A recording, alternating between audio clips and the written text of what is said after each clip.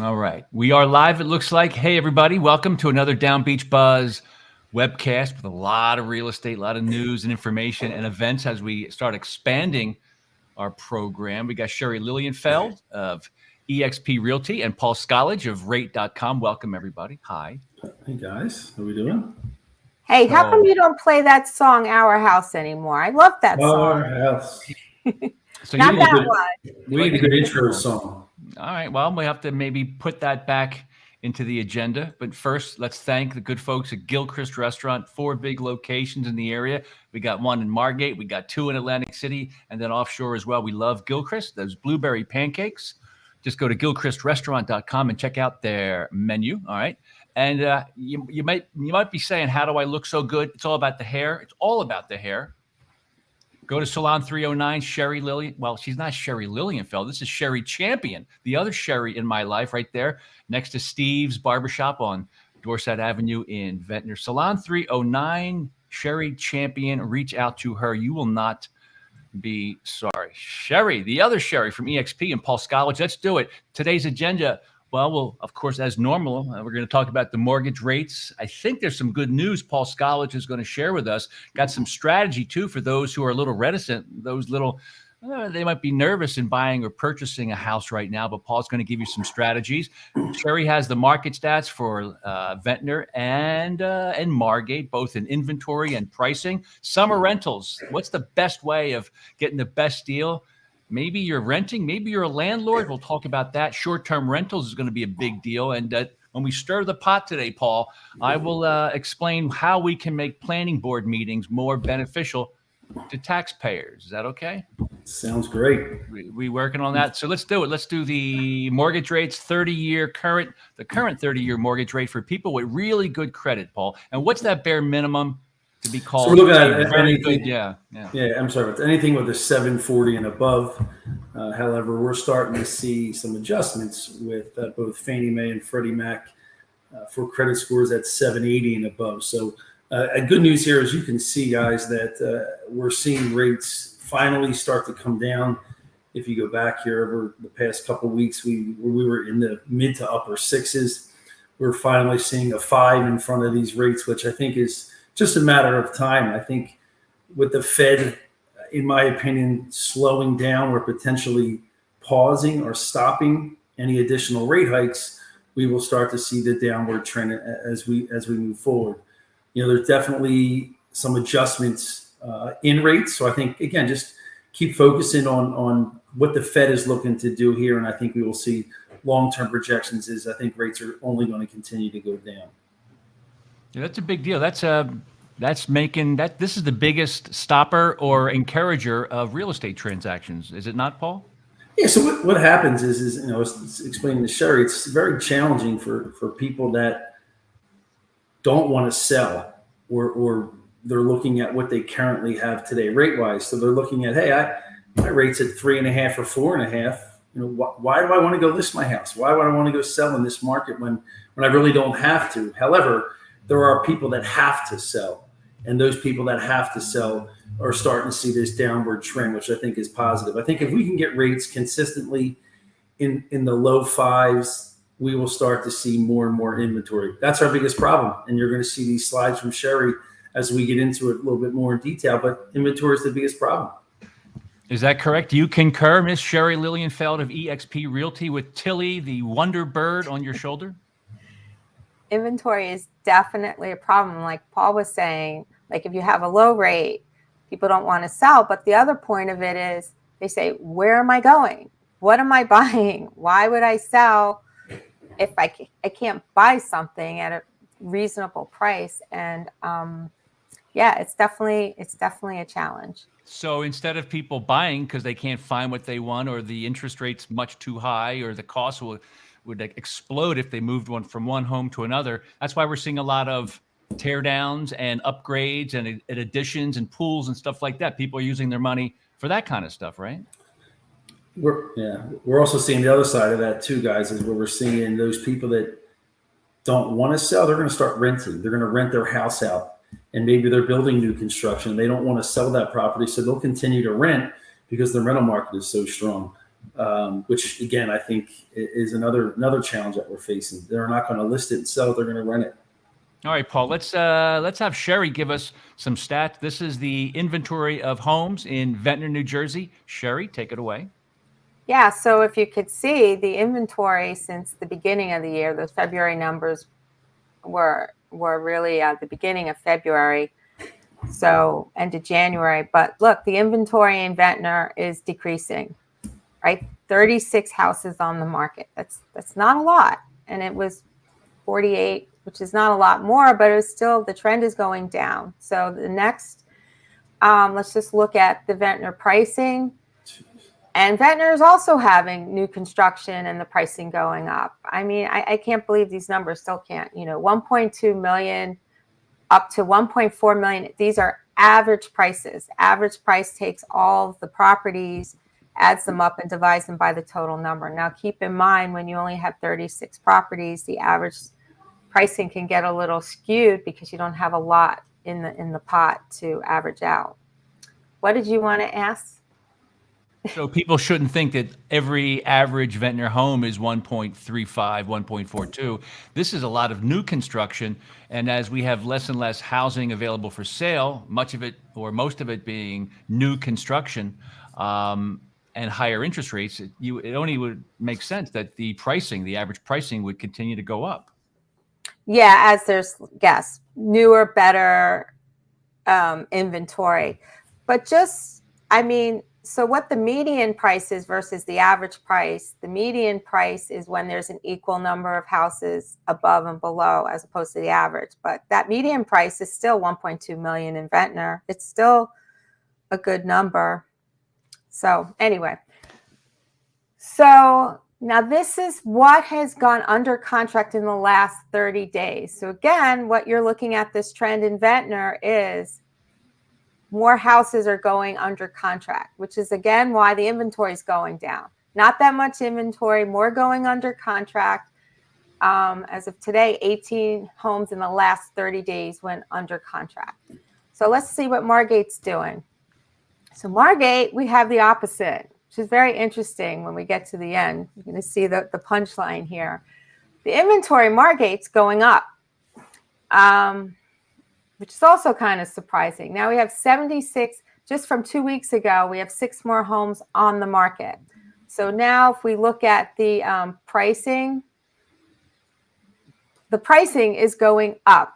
Now I don't have to tell anyone who's listening, if you drive around Margate, what you see. You just see new construction everywhere. That's all it is. That's all it is. New construction. I don't know how you can.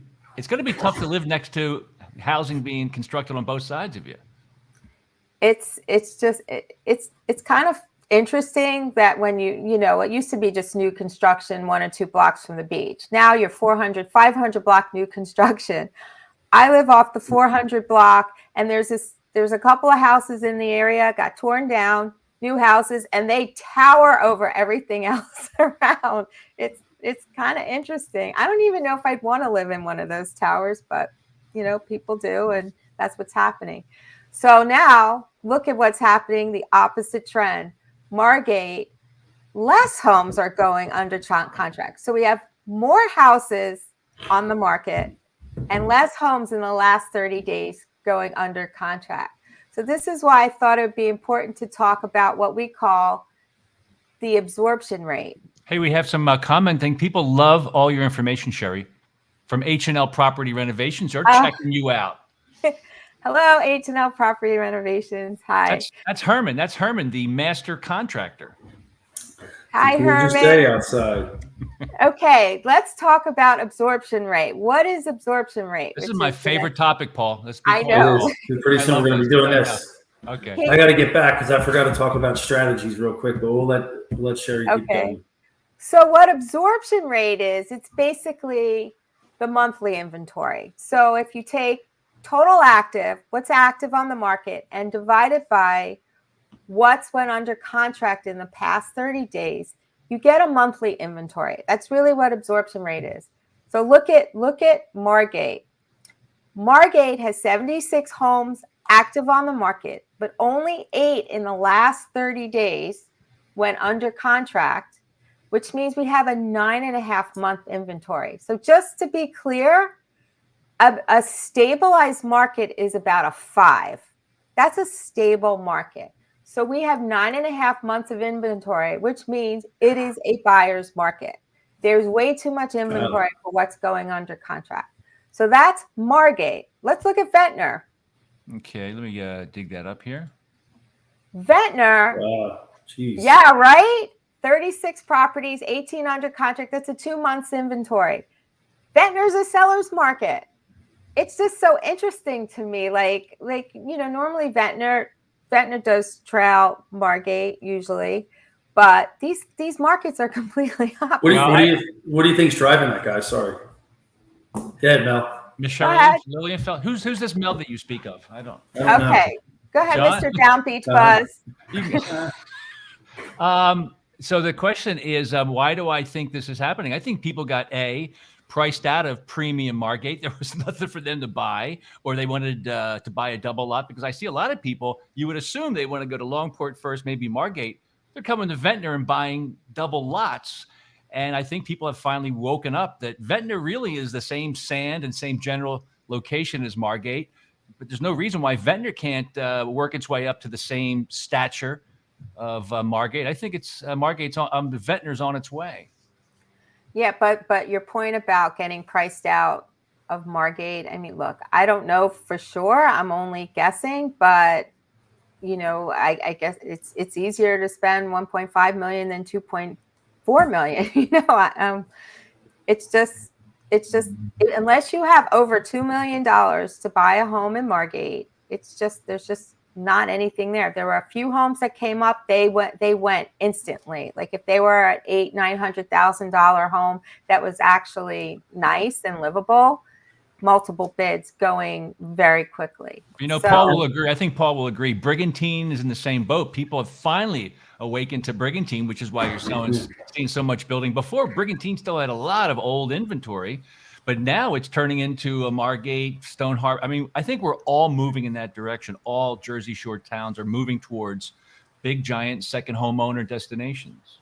Yeah, I think a lot of the short points are leveling out to be consistent with each other across the board. I mean, Brigantine was an area that was just an untouched area because no one knew about it, but you're starting to see that was just this little hole in the wall is what it was. But Brigantine is so beautiful, though. I always was amazed by why it wasn't more highly valued to real estate investors. It's the windiest city in the United States. You know that. That's what they say, yeah. It's a true fact. I mean, for the longest time, I had no idea they had their own links golf course. I go, why are you hiding this thing? There's all kinds of... Yeah. It's also called a greenhead golf course, but that's okay. Yeah, but over time, the more Jersey Shore towns like Brigantine brought the asphalt in and concrete and paved over everything, the greenhead thing did subside. But of course, if you're up by the north end of Brigantine, they're up there. That's for sure. Those greenheads are nasty. All right. Okay. Sherry Lilienfeld. Okay. So I'm sorry. So my question I always ask, because we don't talk about Longport a lot. And last time I said, so how many homes on the market in Longport? And what's your answer? Who guessed it last time? I said 5 last time, right? 8. Well, it's 6. Wow. Still we 6. That's what it was. But of those 6, 2 of them actually had price reductions, which is interesting. Yeah. 2 of them actually had price reductions. So I don't know why they're not moving. I've actually toured a few of them. They're nice houses. And I can't even begin to do averages in Longport, because with 6, the average number actually means nothing, because the highest, well, it's kind of close. The lowest is 2.3 million and the highest is 4 million. So they are kind of like all within a relative range, but just thought I'd throw that in there for those Longport lovers. And we all love Longport, I think. Yes, love Longport. Okay, let me see. How do I get good back? fishing destination. Yeah, can you get me off of this screen? Thank you. My computer couldn't deselect you. I'm sorry. I don't know why that was. All right, enough of Sherry. Oh, Sherry again. Jeez. If you don't mind, I want to hop back in real quick on some one strategy. Yeah, let's talk about the strategies for more and competitive bid.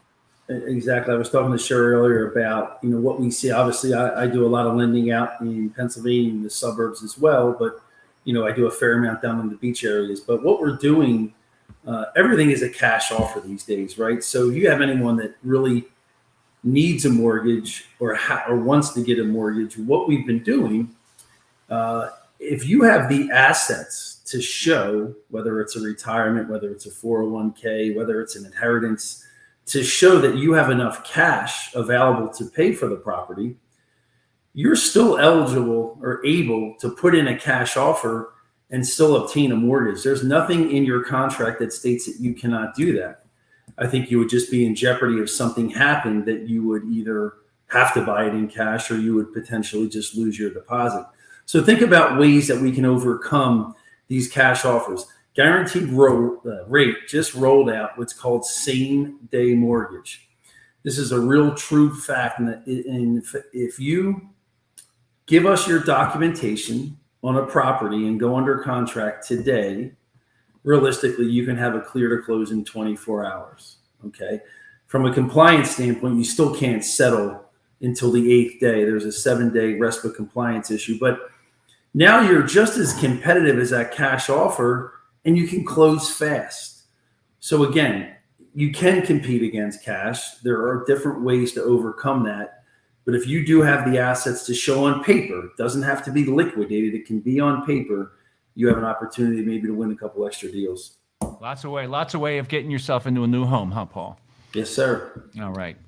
Can I just say, and that cash offer is so important with those competitive bids. And the other thing, and we've talked about this before, people will have, even though they're not getting a mortgage, they're getting a type of mortgage. They're getting a home equity line of credit on their primary home, or they're taking a line out on another asset, like Paul was talking about. If you have the assets that you can back up your offer, then you are getting money or loans other ways, but it's not showing up on your contract.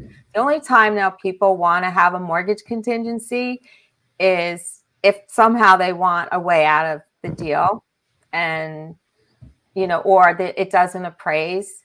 And the bottom line is, that it's worth, if you've looked at a bunch of houses, I've had a client I've showed 50 houses to, what it's worth. You're not afraid of that appraisal. The appraiser hasn't looked at all those houses, but you have, and you're paying a good competitive price. All right. Y'all set for a little summer rental discussion? Does that make sense? Yes, So sir. give us a little introduction. Sherry Lilienfeld of eXp Realty. We're also here with Paul Scollage of Guaranteed Rate. You can check him out at rate.com. It's DownbeachBUZZ, the real estate webcast. Try to do this every Thursday at about 11:30, but we're trying to get better at being more specific. So Sherry, give us the scoop. Let's talk about renting, or maybe you're a landlord. Maybe you're looking to come down for a week or a full season. Let's discuss summer rentals in the Down Beach area. Well, we'll get into short-term rentals later, but if you're renting your place out for the summer, this discussion is more geared towards the landlords. It's mid-April now. I hope you've been down to your place. You're cleaning it out. You're getting it ready for your tenants. Important things are decluttering. Okay, if you use your place and then you rent it out, rent a storage facility or something. Take your stuff out of the place. I mean, first of all, I don't know about you, but I don't want people in my personal stuff. But secondly, they don't want to be in your personal stuff.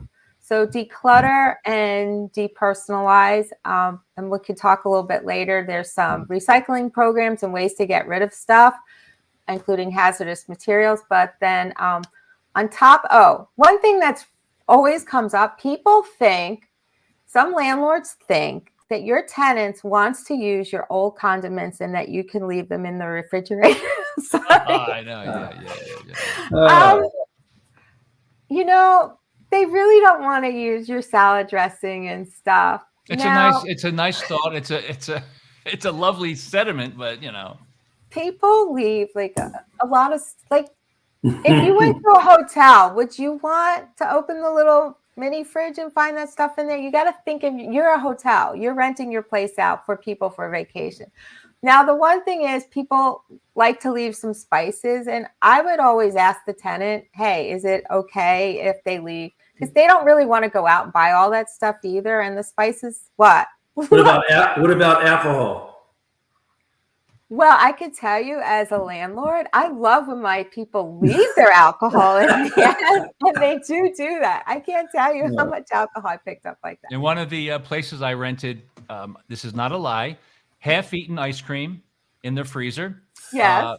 Unopened thing of margarita mix, which was good because it was unopened. Open box of Tampax. Oh, how useful was that for Interesting. you? I'm not kidding. So I think the reason I bring this up, there could be an awful lot of Airbnb and real estate rental landlords that just got into the business, and maybe they don't know what necessarily needs to be provided to a weekly renter or a monthly or a seasonal rental. I think, Sherry, one of those back in the day that I rented for a very short period of time for a family thing, I found out that regular television didn't come included. And it was my fault for not noticing that, but they provided some kind of an internet-based, what's that called again? What's the Roku? Roku, yeah. So if you're an elderly couple or somebody's not technically... You're not figuring that out. But you would assume that basic cable has to come with a rental. My rental did not come with basic cable. My fault for not digging into it, but I just thought, well, that's normal. Number two, there was no toaster, and there was no coffee maker either. And this leads me to believe it was like, hey, we have an extra property. So-and-so might have passed away, moved away, whatever. We got to get rid of this thing. Now, I still think it was a great place I was in, but those are some pretty big misses by the landlord. Yeah, absolutely. And I supply a list to my landlords regarding the cable and the Wi-Fi. Yeah, absolutely. And that should all be set up. The last thing a tenant wants to do is wait for a Comcast. If you've ever tried to deal with them, that's not what they should do. You as a property owner need to come down, get everything set up. And I always tell my landlords, stay in your place for a couple of days. This way you can work out all the kinks. It's really, really, really important. I just think there's a lot of amateur landlords out there trying to rent out their place. It was the big gold rush of Airbnbs. You guys agree with me on that? It's still that's part of it. Yep. I'm sorry. Go ahead, Paul. Okay, you're good. I'm just going to say it's a very popular product at Airbnb. Yeah, but like I said, I provide a list and I provide guidance to my landlords. It's just important to do that. But there's next time around, let's go through your list next time around, okay? Okay, but let's get back to that slide because it's very important. There's some changes that happened this year, and landlords need to know about it. Yeah. Lead-based paint inspection. So if you're renting 6 months or longer as a landlord, you have to have your property inspected. This came out last July, the state of New Jersey. Okay, a lot of other states have it. New Jersey just came up with it, but you got to realize you're going to need that inspection if you're renting for 6 months or longer. That would be your yearly rentals. And the other thing is liability insurance law. You cannot get a certificate of occupancy now in the state of New Jersey unless you provide proof that you have liability insurance. So these are things that are new. So as a landlord, just be prepared. I sent a letter out to all of my landlords a month ago asking them for a copy of that information because I don't want to be standing in line applying for a certificate of occupancy for them. And then they're saying, I'm sorry, we can't schedule you because we need this in our file first. So that's it. I just wanted to mention those things. It's mid-April, time to clean, declutter, get ready for your tenants. All right, Sherry Lilienfeld, that's very nice. I'm getting ready. I'm just getting ready because I know where we are at this time. Paul, that's a tough act to follow, I can tell you that. It sure is. All right, it's your favorite part of the portion of the it show. Is. It's time that we stir the pot a little bit. You ready, Sherry? It's not a bad one. We're not always always negative. Yeah, that's not true. So here are some of the things I think will be just very beneficial. So keep an eye on planning board meetings, everybody. I think you might have been hearing me talk about that. It's important for you to, become a good civic citizen. Always keep an eye on your council, your commissioners, because they're making decisions. You know, they're whacking up your money, your tax dollars, and that's just the way it works. They make decisions, and a majority of taxpayers in Margate or Ventnor, they're not voting. So it's even more important to keep an eye on things. And we recommend that all towns provide live video online Zoom access to planning board meetings. They're also called planning and zoning board meetings. This is a big deal because you don't know what development, what type of house or what type of pool is going to be okayed, what type of variance will be okayed right next to you or somewhere within 200 feet of your home. So there's no reason why you shouldn't be able to watch these planning board meetings via Zoom, also be able to public comment on these meetings, and also see documents and renderings and site plans. Imagine if we were able to see the site plans of Lamberti's already up 8 or 14 feet, whereas the original rendering we saw looked like it was a nice replacement for the old Lamberti's. So we would just like to say that the planning board meetings of all towns should be live streamed on Zoom. You should be able to see all the documents before the meeting starts, see the rendering, the site plans, any kind of visual that'll be used at the meeting. And you have to have remote participation for all the people that are snowbirds or not around in the off season. Let them watch and ask questions and comment about that development that you, the planning board, will soon vote on. So I don't think anybody can defend saying that's a bad thing, but it is odd to me that you don't see an awful lot of planning board meetings live streamed online for people to watch, especially in towns where 75% of the taxpayers are second homeowners. So that's not a big stir of the pot, Paul, but I thought it would be very, very helpful. And I just wanted to let you know that our plan to do DownbeachPoolBoy.com was a big wipeout. I don't think I was able to pull that off, and I don't know whether that's a business you wanted to run with without me and Sherry. I think we definitely can pull that off. I think the summer mode's coming in, and everyone's going to be looking in tip-top shape. Yeah, and I can tell you. So, Sherry, putting in pools is maybe the most high-volume real estate-related expenditure happening now, where it used to be buying and selling of homes, but now pools. Is that the number one transaction financially you think is happening with most homeowners? Well, it's interesting. Like, people used to not want pools. They would consider a pool a liability for a lot of reasons. Why is that? Why is that?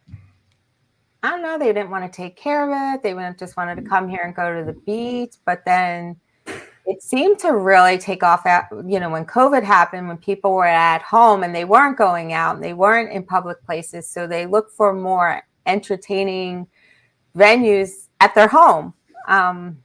Honestly, my kids are all grown and out of the house. And then I put in my pool and they're like, Mom, why'd you put the pool in now? Why? I've been telling you I wanted a pool for years because, again, it was a liability. But now I have seen so many homes get such crazy prices when their backyards had a really nice pool and entertainment area. I put it in for the real estate value, and I do enjoy it, obviously, per my picture. That's my pool in my it has an attached hot tub. I actually do really enjoy it, and I used to be a swimmer, so I'm in there a lot in the summer. We just opened ours today, and I want to fill it with dirt, so we're good. Wait, what? We just opened my pool today. Just got open today. Oh, nice. Yeah, well, great weekend for it. And Paul, does when you see a pool or somebody willing to build a pool while they're trying to get a mortgage or a refi, how does a mortgage guy like you deal with pools? So it's interesting you say that. What it affects is going to be your insurance policy that you have, whether your homeowner's insurance. I, for one, have a diving board, so the premium for me with the diving board is totally different. So you really just got to be cautious with it. But pools definitely impact the nature of your homeowner's insurance policy. But when you're buying a house, when the appraiser goes out, visually, if the pool's covered, it's great because there's probably nothing that the appraiser can call for. However, if the cover is not on and it's one of these that sit around all winter, it could be challenging to get financing without having the pool fixed and updated prior to moving in.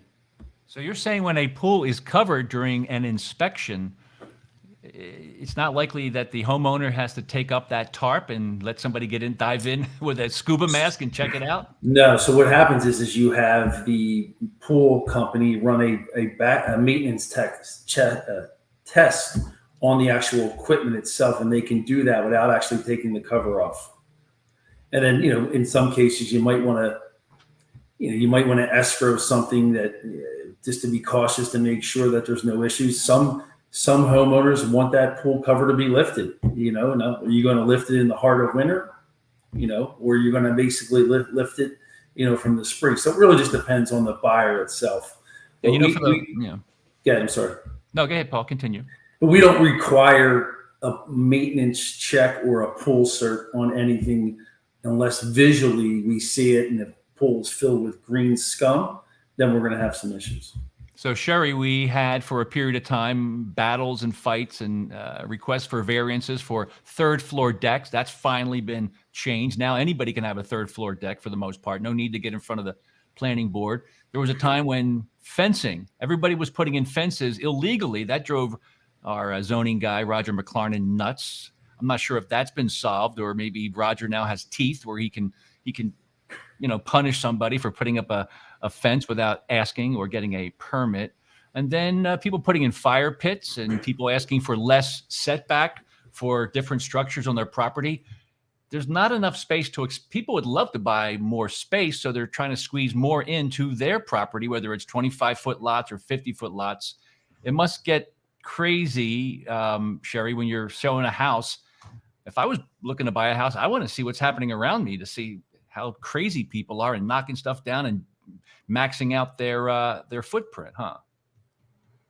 Yeah, I mean, your properties are very close to each other here on the island, so you do want to be mindful what your neighbors are doing. With a pool, the opening of the pool, I think, needs to be 6 feet from the property line. Think about that, though. That's not really a lot, 6 feet. You're talking about, putting chairs and stuff there.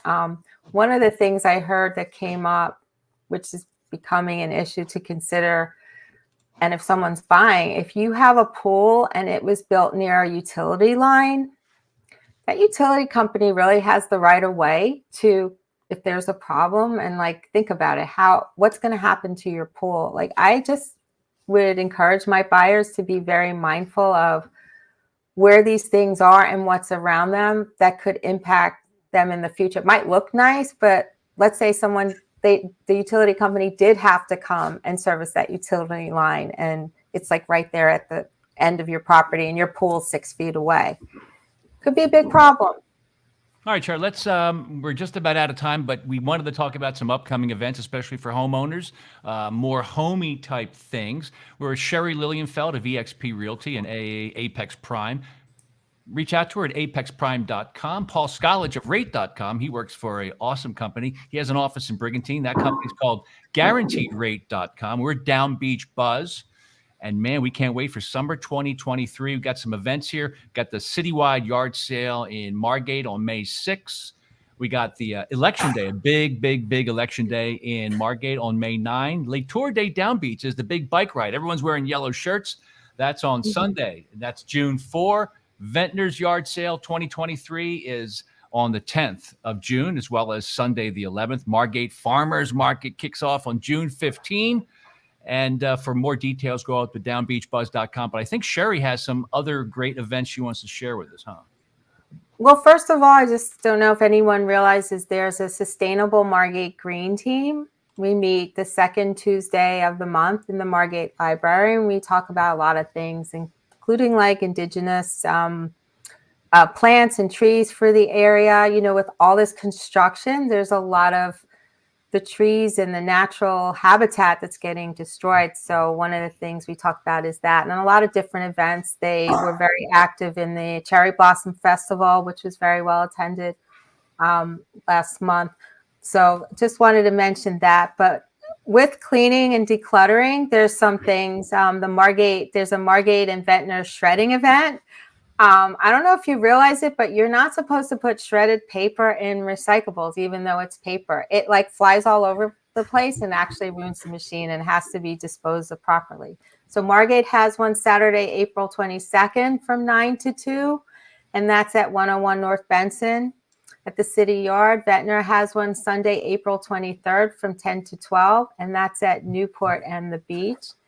And a big thing that I'm a very big proponent of is properly disposing of all that stuff that's like in your garage, hazardous waste drop off. You really can't just throw it in the trash, but ACUA makes it easy. May 6th, you go on their website, they'll tell you what you can bring. You can bring pesticides, you can bring oil-based paint. There's lots of things you can bring. Please dispose of this stuff properly. And then that was pretty much it. There's also Earth Day, April 23rd, and I'll be helping to man a booth there. That's at ACUA. That's a great event for kids to learn about the environment. Well, I should have worn my my green recycle shirt. I have one, by the way. Want to go change real quick? No, not right now. Okay. All right. All right, guys, that is great for another webcast. We'll see you in 2 weeks. Thursdays at about 12 noon or 11 o'clock. We're going to try to get more live comments, more questions. DownbeachBUZZ.com and Sherry Lilienfeld of eXp Realty, thank you. And Paul Scolich, he's from Rate.com. Actually, that's the website address, but the company's name is Guaranteed Rate. He has a great office over there in Brigantine. And we love Brigantine all the way down to Ocean City. We love all the Jersey Shore towns. And we will talk to you soon. I think it's time for pickleball because we have warm weather today here in the beautiful Down Beach area. So thank you. Can we do the old Carol Burnett? There you go. Bye-bye. All right, bye, everybody.